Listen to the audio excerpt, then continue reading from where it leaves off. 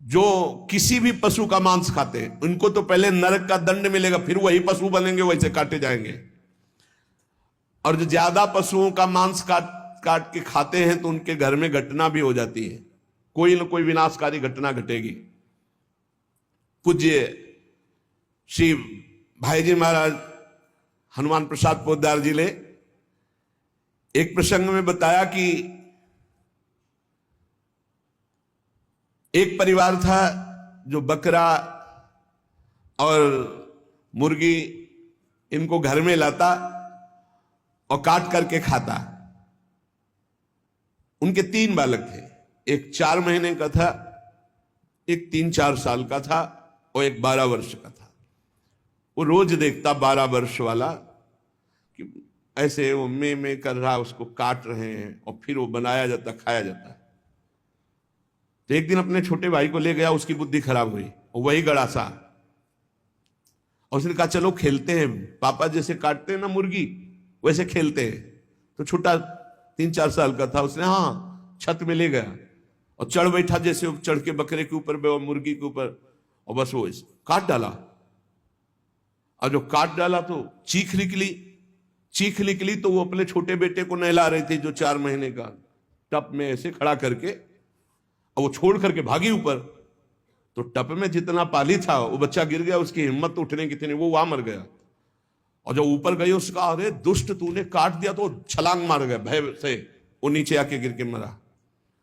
पूज्य भाई जी ने तो विस्तृत में लिखा है कि इन मांस खानों वालों के परिवारों का बहुत बुरी तरह नाश होगा, और जब ये मरेंगे तब नरक जाएंगे, और फिर जब जन्मेंगे तब ये फिर वही बकरा बकरी बनेंगे, काटे जाएंगे।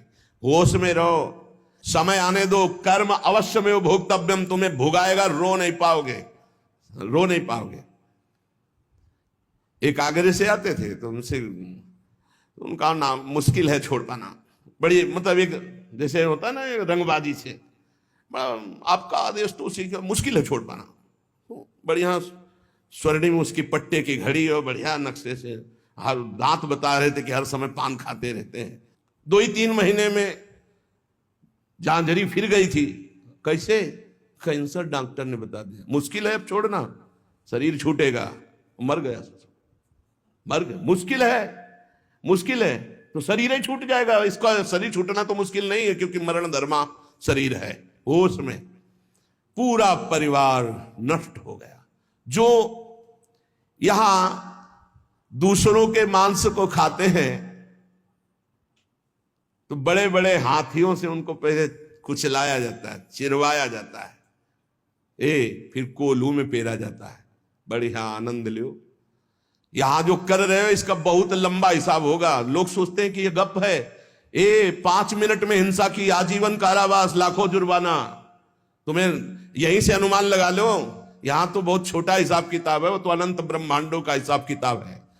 आप विद्धास्तु यैर्वेदा वन्यास्य हिताग्नि भी ता इमे शैल श्रृंगाग्रात पात्यंदे धा पुनः पुनः।